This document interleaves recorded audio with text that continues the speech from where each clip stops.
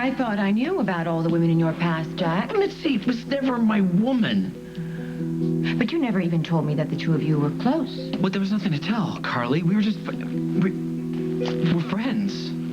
Friends? Well, how friendly are you, Jack? As friendly as we are? As friendly as, let's say, you and Nancy Hughes? I can honestly say that Nancy Hughes and I are better friends than Mitzi Matters. Apparently Mitzi knows you well enough to have dropped by here before. Did you come with Rose, or were the two of you alone? Nothing happened. Okay? Nothing. You believe me, right? No, it's not, you're not jealous. You're just jerking my chain. Isn't that it? I don't know. I'll decide after I hear more about the saga of you and Mitzi Matters. I better get that. Probably important.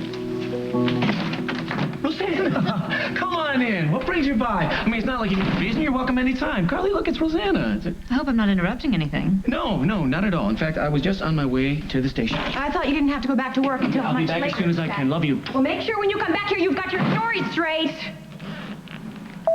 Since when has Jack had to have his story straight? Since I found out about his girlfriend.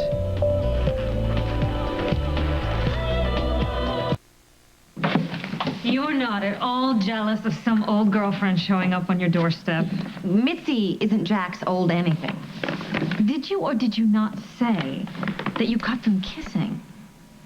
Well, no. It wasn't a kiss exactly. It was a thank you. Jack helps an awful lot of people. And some of those people happen to be women. And some of those women, they kiss him. It's no big deal. And what was she thanking him for? Oh, that I don't know. He didn't say. Uh-huh. Well, you know what? I wouldn't worry. I'm sure if it was important, he'll let you know. Right. Jack is one of the last true blue good guys, right? Oh, absolutely. The best.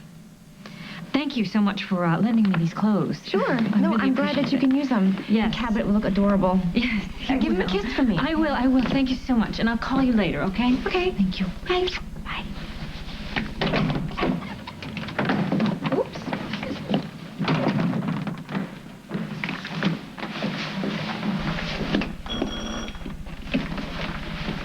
Did you forget something? What a surprise. Again.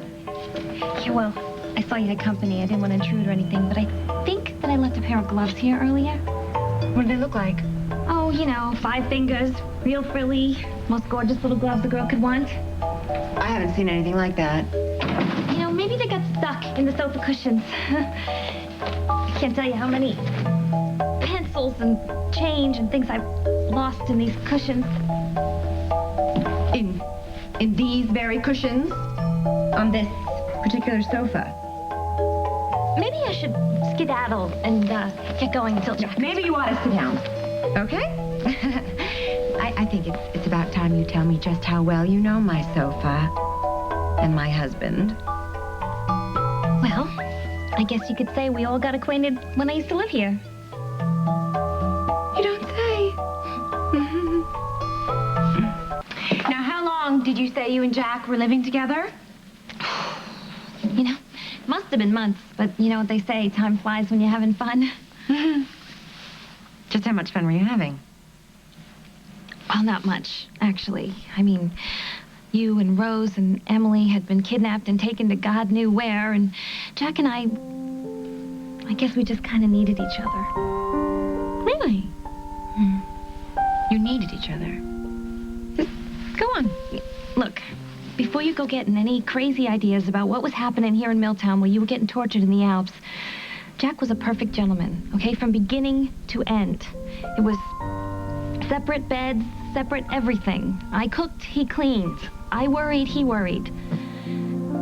But it was hands-off all the way, okay? I mean, even though I kind of had this little crush on him, you were all he could think about. Really? Just seeing how in love with you he was,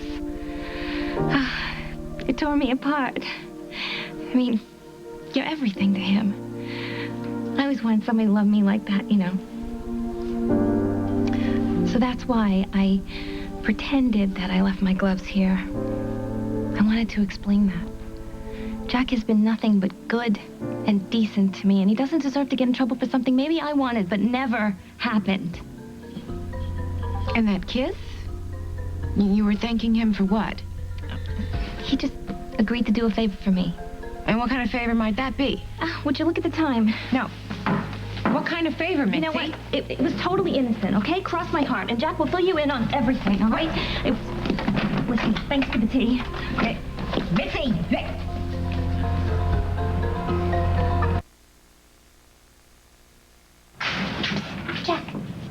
Who's there? Nobody here but a chick who's a chicken. Mitzi, what are you waiting out here in the cold for? Come on inside. No. You know, if you got bad news for me, I'd rather hear it while I'm too cold to cry. So, did you talk to Lily about the roller palace? I did. And things look good. You should give her a call. Get out of here. Really? You mean it? Yeah, really, I mean it. Oh.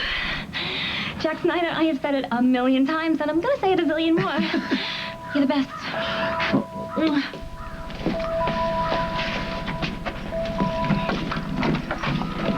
Hey, sweetheart. What are you doing? I was going to give you a kiss. Well, from the looks of that lipstick, I'd say you were all kissed out. I just hope that little girlfriend of yours left you some energy in those lips, because you have some serious explaining to do.